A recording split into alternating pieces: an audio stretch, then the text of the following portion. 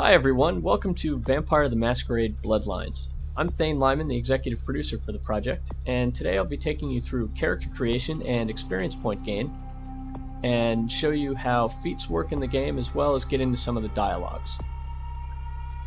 So at the heart of every great RPG is the player's character, choosing, building, and growing your character through the course of the game. So we'll start with character creation. First step in the character creation process is choosing a clan and gender, and optionally a history. In White Wolf's vampire universe, the clans correspond to the traditional archetypes of vampire mythology. So our 7 clan choices include the Bruja, savage brawler, the Gangrel, or feral and animalistic, the Nosferatu, skulking and deformed, the Toreador, or the Anne Rice-style seductive and charming pretty boys, the secretive blood sorcerers known as the Tremere, the manipulative and mind-controlling Ventru, and finally the Malkavians, who have been driven insane by the power of their vampire blood. To reflect this insanity, the Malkavians even have their own distinct set of dialogues and dialogue responses. We'll show you those in a later demo. The vampire choice of clan has a deep impact in Vampire, from statistical benefits and weaknesses to vampiric powers or disciplines available to the player, to in-game effects such as different dialogue options and different reactions from NPCs in the game. The player can also choose to play either as male or female, giving them 14 base choices to start from. That's even before allocating experience points or base starting skills. Though there's no statistical difference between male or female, gender will have impact in-game in terms of dialogues and NPC reactions. There are also a number of histories to choose from to allow you to further customize your character if you wish. Some are clan-specific, and others are options across clans. So there's a lot of replayability and variety in the game just based on character selection. For the purposes of this demo, we're going to focus most of our attention on one character, so you can see the RPG experience of being and leveling up an individual character. For now, we're going to play as the Blood Sorcerer Tremere. Having selected our clan and gender, the next step is to allocate our stats.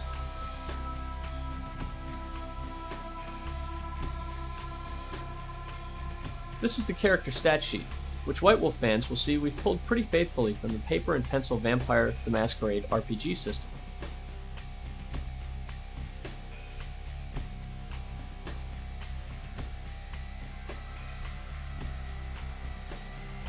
While we'll have a default template for each clan, so players aren't required to do all of this themselves, more advanced RPG players can choose to change their initial stat allocation to suit their tastes within the game rules. In keeping with the White Wolf rules, different clans get more or less starting points in 3 sets of attributes: physical, social, and mental attributes, and 3 sets of abilities, divided into talents, skills, and knowledges. As a Tremere, we get a lot of points in mental, and few in social for attributes, and a lot in knowledges, but very few in skills for abilities.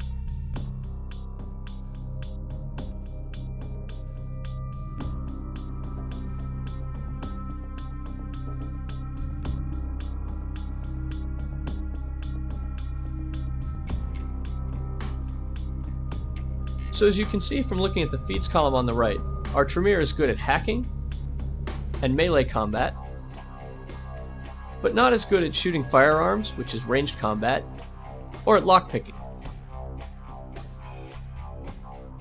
Lastly, the Tremere has 3 disciplines available: Auspex, which is vampiric supersight, Dominate, which is the ability to bend mortals to your will, and Thaumaturgy, which is blood sorcery. Now lastly, we'll need a name for our Tremere. I'd like to go with something that conveys our true majesty and power, something that reminds me of just how far removed I am from the rest of humanity now. We'll go with Bob. Ladies and gentlemen, meet Bob the Tremere. Alright, now we'll hit accept for Bob, and we'll move into the world. At the beginning of the game, you play as a newly sired fledgling vampire who's been given a task by the Vampire Prince of Los Angeles. As you progress through the game, you'll run into several different opposing factions, and be able to make your own choices about which ones you want to ally yourself with or betray. And down the road, these actions will help determine which of the multiple game endings you experience. But for now, the prince has given you a simple ultimatum of doing his bidding or being baked in the sun. In RPG terms, he's given us a quest.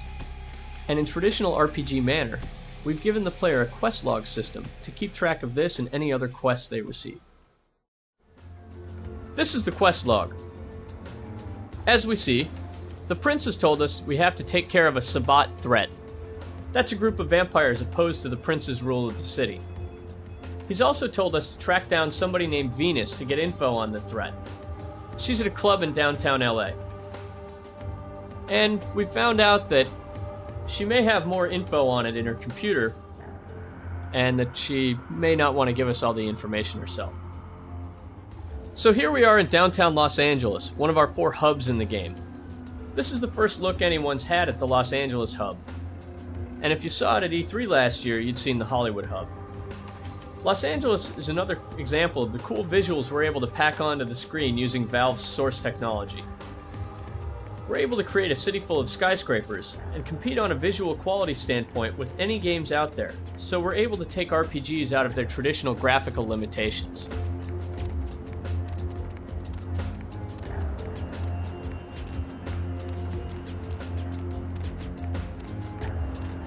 You can see we're headed into Confession.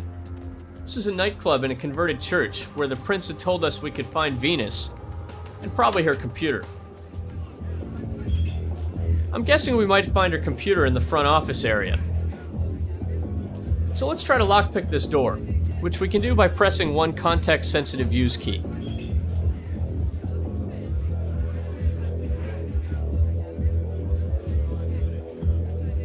Well, no dice.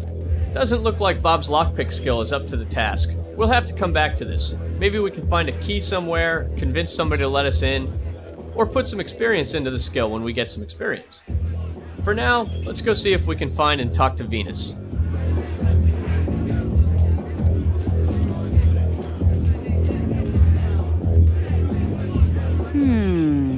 Hello, love.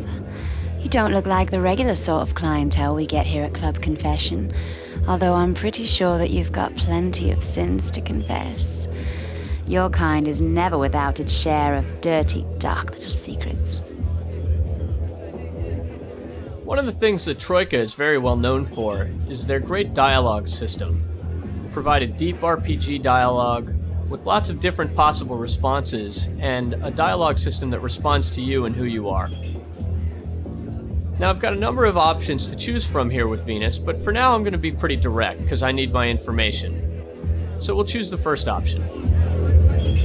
You are direct, aren't you? A boy after my own heart. Or various other parts of my body. Unfortunately, my, benefactor isn't exactly tolerant of loose lips, so for now at least, I must keep mine closed. At the second dialogue screen, there's a line in blue. This shows us a persuasion line. This is one of the feats that we can use in dialogues. As my persuasion skill is high enough, I've got the ability to say something different to Venus that I wouldn't otherwise have.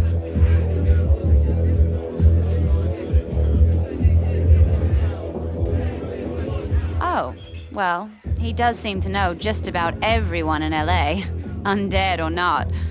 I suppose you and I can have a little chat, but this is just between us, understand? Of course, Venus. I don't know much, but I have heard people talking about a problem with unsavory sorts crawling around in the sewers beneath downtown. A few of my master's acquaintances went down to investigate and didn't come home to feed the cat. The indicators that popped up during the conversation have just let me know that my quest log has been updated and that I've gained some experience. We'll talk about that in a minute. For now, it sounds like these guys might be pretty tough, so I'm going to ask Venus if she knows how to find some weaponry to help me out. The man you want to find is Fat Larry. He's usually in some back alley or another, working out of the back of his truck. He's a bloody riot, and he's got the sort of toys you have in mind. Great, we'll go and talk to the man. You do that, darling. And please, for my sake, Let's not let it get out that Venus has a problem keeping her secrets, alright? I don't particularly want to wake up dead. At least not yet. Now here I've got a number of choices. I could be mean to Venus and maybe try to blackmail her, but I may want to get information out of her later on as well, so for the time being I'm going to be nice to her. No problem, love. If you need anything else, I'll be here amongst the shadows, worshipping with the rest of the Midnight Tribe. Take care.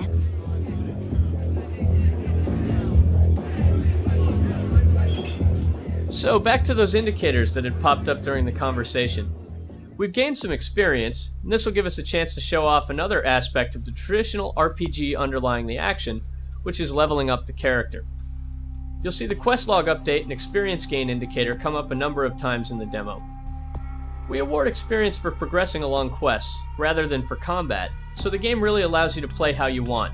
It's not always go stealthy and then go back and kill everybody anyway for the XP.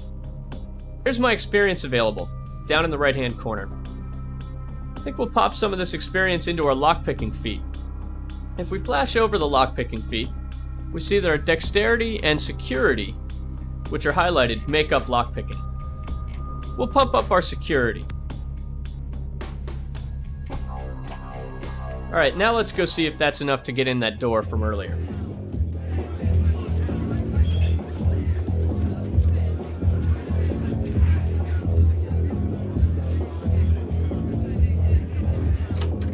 Success! And there's the computer. Now this will give us a chance to show off our elite hacksaw skills. You'll remember we made Bob pretty good at hacking. When we use the computer, the text at the bottom of the screen tells us to hit Control-C if we want to hack it, so we'll do that now.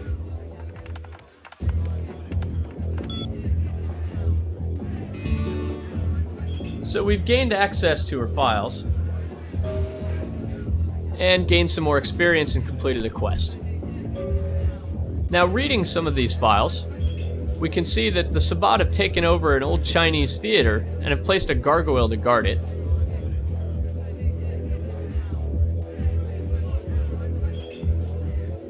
And also that the gargoyle seems to be nearly impervious to firearms. So we're probably going to have to find a blunt weapon.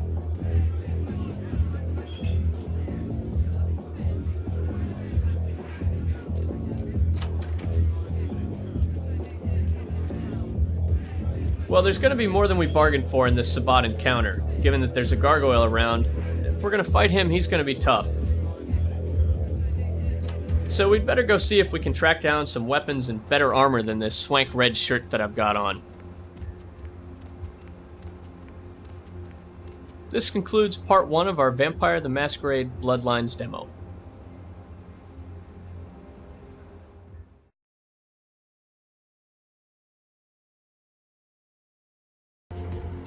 Now in part 1, Venus told us that there was a weapons dealer named Fat Larry off in an alley somewhere. This looks like an alley, and that guy looks fat. Let's give him a try. Player, what's the score? How they hang? Good evening and all that commotion. Welcome to Fat Larry's Trucker Mac, the only store for all your needs after 10 o'clock. I am the proprietor and salesman of the month several years in a row. The ladies call me, oh God, but you can call me Fat Larry with a F-A-T, cause I know I got a weight problem, I just don't give a f***. Well, Larry, you sell counterfeit basketball jerseys or something? Counterfeit? Man, I look like one of those peanut-headed rock-smoking brothers selling S-H-A-C-K shirts they made at their mama's house. I'm the real deal OG man in the alley with what you need. Counterfeit. Man, why you gotta be like that? Put your money where your mouth is and show me what you got, fat boy. Nah, that's what I like to hear. But it's like this. I save my best stuff for select clientele. Now that don't mean I don't appreciate your business. It's just, you know, business. Show me the merchandise. This gets us into our barter screen. We've got some armor available, so we'll purchase that. And we know we need a blunt weapon to defeat the gargoyle coming up. Sledgehammer looks pretty blunt. And while we're at it, let's pick up a firearm and maybe some ammo.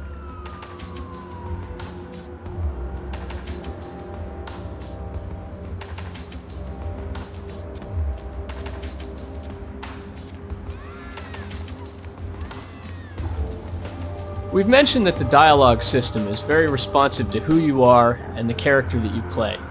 For an example of that, we're going to show this dialogue as a different character, as a Malkavian female, and see how Fat Larry responds to her.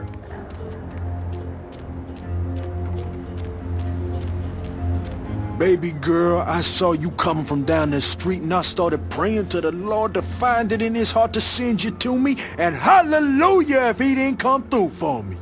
Welcome to Fat Larry's Trucker Mag. I am the proprietor and salesman of the month several years in a row. The ladies call me, oh God, but you can call me Fat Larry with a F-A-T, cause there's more of me to love. The Malkavians are insane. Of course, they would say that they are blessed with insight. And so, the font is particularly different, and the manner of speech for the Malkavians is very different as well. So we'll ask Larry, are you a merchant of the ill-gotten, illegal, and inferior? Oh man, you been feeding on the ruck, girl? Nah, baby, I don't sell none of that no more. You got some crazy eyes on you. Believe me, I don't have to see the freeze-dried ice cream to know a space cadet when I see one. But I have so many loot cakes to fatten you. Hey, so you like to pipe. Didn't say I wouldn't sell you nothing. Chill. Peep this gear I got. Well, I feel like a stone in a center store, which is Malkavian speak for let's do some shopping.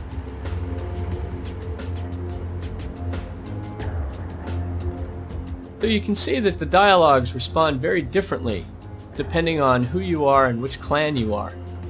Dialogues will also change depending on actions that you've taken in the game and people that you've chosen to ally yourself with or anger.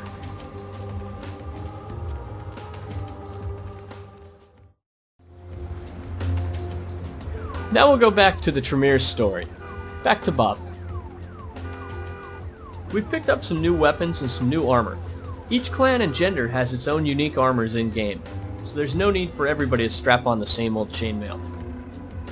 We'll change our armor using the simple inventory system.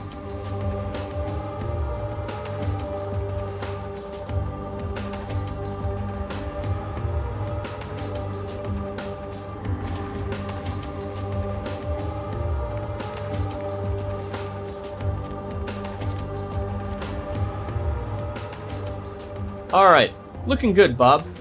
Bob's ready to rumble. And he needs to head into the sewers. Oh, and our brand new duds. We'd better feed first though, since we're a little low on blood. We can't just feed out in public. Humans would freak out, and they might call cops, or worse yet, vampire hunters might hear about it and show up. We'd also be upsetting our fellow vampires in the Prince, who really don't like fledgling vampires breaking the masquerade and letting humanity know we really exist. So we'll use our vampiric discipline of Auspex to see if we can track down an out-of-the-way snack. Auspex basically gives us vampire super sight. Like all of our disciplines, it uses a little bit of blood, but in exchange, with this one we get to see better in the darkness, and we also get to see auras, including through walls, or in this case, truckamats. We've got Auspex at level 3 right now. The higher levels, the brighter the boost gets, and the greater range we can see the auras. Here's an isolated subject, so let's see if she'll be our lunch.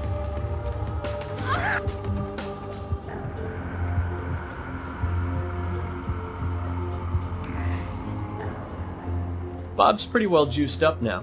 We didn't drain her dry, because killing her would lower our humanity, and make us more susceptible to lose control and frenzy at the smell of blood. The feed is pretty overwhelming to humans, so once she comes out of that daze, she won't remember it anyway.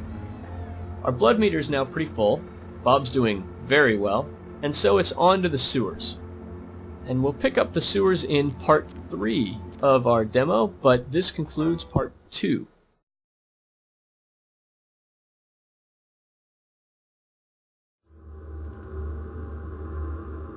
Hi, welcome back to part 3 of our Vampire the Masquerade Bloodlines demo.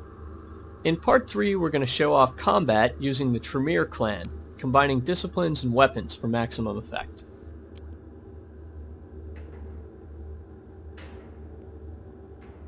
The sewers is where we were told we could find the group of enemy vampires, the Sabbat, that the prince wants us to eliminate. One of the Sabbat clans is called the Tzimisce. They're a group of enemy vampires who like to turn flesh into other forms, human flesh. They call it the art of flesh crafting. In addition to vampires, we're likely to run into several of those down here as well.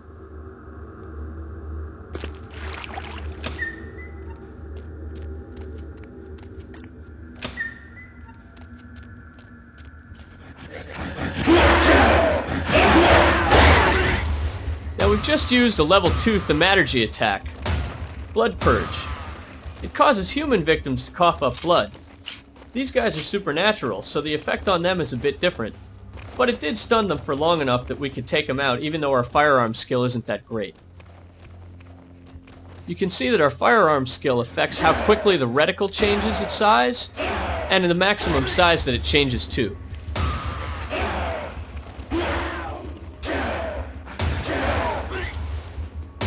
The higher our firearm skill, the higher our accuracy.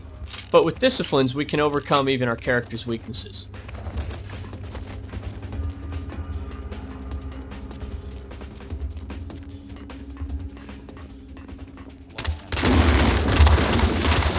Well, this guy looks a little bit bigger, tougher than the last one.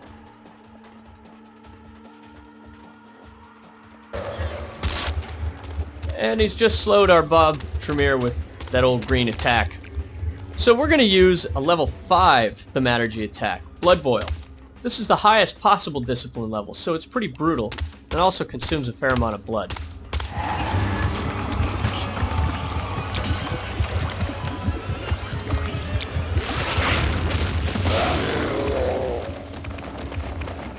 Well, now we're a little low on blood again.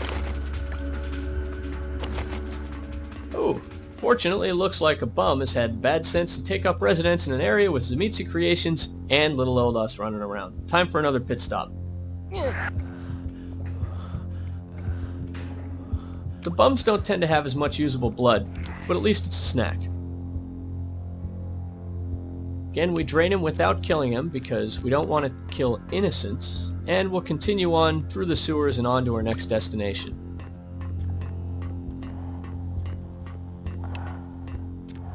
That concludes part 3 of our Vampire the Masquerade Bloodlines demo.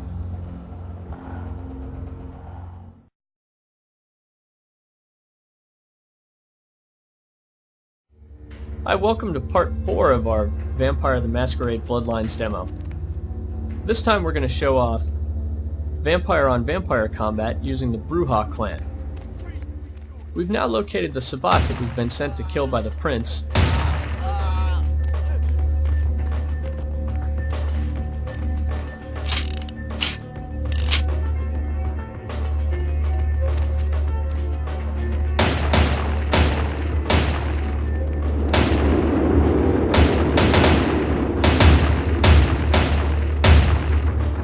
You can see that though our firearm skill was pretty useful against the other guys, our firearms are not much good against the Sabbat vampires who have celerity themselves. They're able to dodge the bullets. They're not the only ones who can do that though. We'll use celerity ourselves.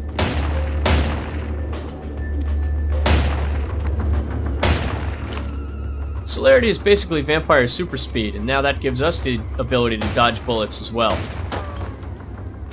So we're going to try a different strategy. Firearms is not really going to be useful for this fight. And we'll also turn on Potence, which is vampiric super strength.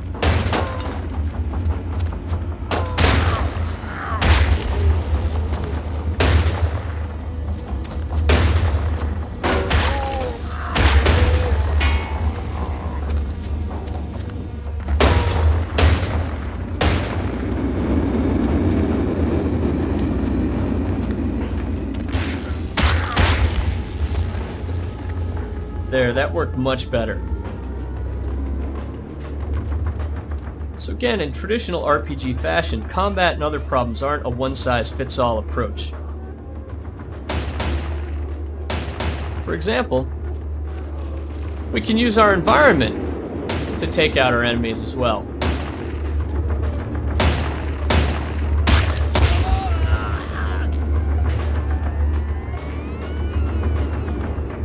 The fact that we've incorporated shooter-style combat doesn't mean we've only adopted shooter-style solutions. Players are going to have to rely on a number of different skills and methods to solving problems, which is part of what makes RPGs fun. Now that these guys are dust, it's going to be time to take out the gargoyle, who sounds like a real toughie. We'll get into that fight with Part 5, but for now this concludes Part 4 of our Vampire the Masquerade Bloodlines demo.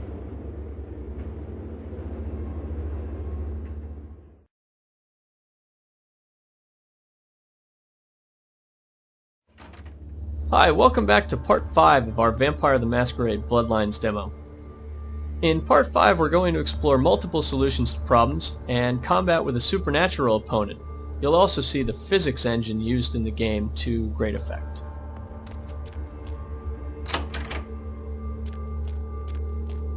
Now we're in the abandoned Chinese theater where we've been told the gargoyle that we have to deal with is...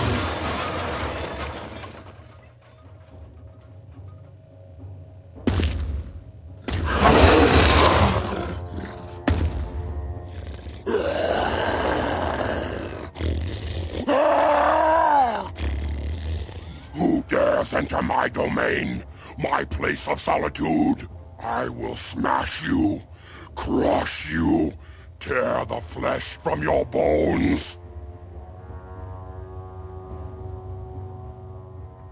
Now we're playing as a Bruja, and we're not a very persuasive one at that. So we're going to try to see if we can talk the gargoyle down, but I doubt we're going to have much success. But we'll try. And we'll ask him, we'll say, wait, I'm not here to fight you. My battle's with the Sabbat. Then your battle is with me, for I have made an alliance with the Sabbat.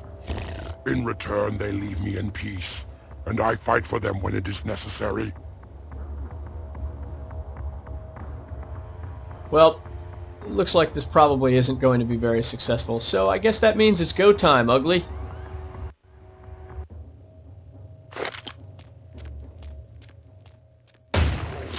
We've been told previously that firearms aren't likely to be very useful against the gargoyle as he's made of stone. And it looks like that's true. We can hide up here on our perch, but we're just not doing much damage. And it looks like through good use of the in-game physics system that the Source engine is so well known for, the gargoyle's gonna make it pretty difficult for us to do anything as well.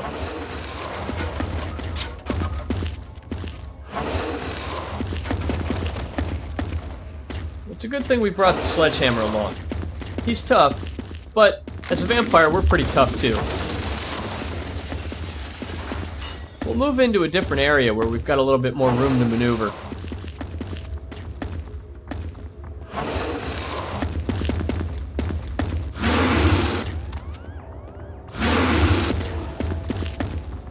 Now we're doing a little damage. That hurt him. Let's apply potence to the mix as well.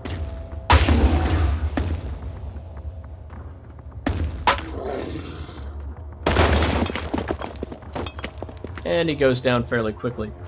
Still, if we hadn't been in God mode, those pillars and balconies coming down on our heads might have hurt. We've given physics a role in the game by augmenting the environment and allowing items in the environment to be both real hazards and potentially useful items for the player.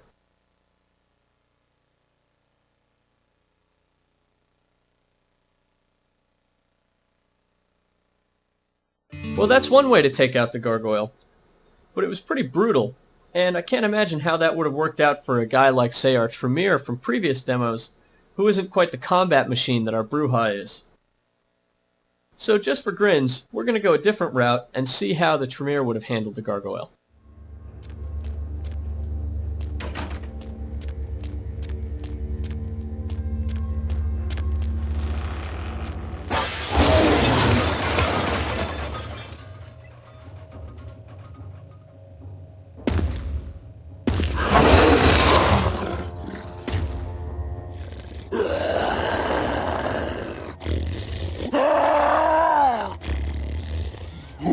dares enter my domain, my place of solitude, I will smash you, crush you, tear the flesh from your bones.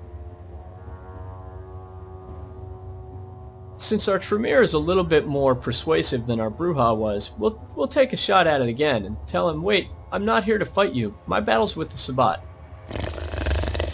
Then your battle is with me, for I have made an alliance with the Sabbat. In return, they leave me in peace, and I fight for them when it is necessary. Now this time we've been given a blue persuasion line, as we are more persuasive, so we've got a better chance of succeeding here. And we'll give that a try. Say, your alliance can be nothing but temporary. The Sabbat will betray you. How do you know this? Now we've got 4 possible options here. Just because our persuasion line got our foot in the door, that doesn't mean we automatically persuade the gargoyle, so it's still up to us to choose the right option if any of them are going to ultimately persuade him to leave us alone. This guy's a fairly simple guy, so let's try some fairly simple logic and just tell him the first option. They're black-hearted and evil like those who created you. I believe your words, kindred. I will leave you to your mission and speak no more with the Sabbat. Now, leave me. I prefer the silence of my solitude. Well, that's much better than getting our butt kicked by a big stone gargoyle. Glad to hear it. See ya. So there you have it. Again, a hallmark of a good RPG is the ability to solve problems in a variety of different ways. If the Bruja's social skills had been up to the challenge, he could have talked his way out, but it might have been tougher for him to get through the Sabbat vampires if he hadn't put so much experience into his disciplines and brawling combat skills. Between all of the player's choices in the game, clan and character selection, spending experience, what quests you undertake and how you solve them, your dialogue choices and who you ally with or betray, and which are the number of possible endings you experience as a result, you'll have a lot of replayability here. That concludes Part 5, our last part of the Vampire Masquerade Bloodlines demo. We hope you enjoyed it. Thanks a lot.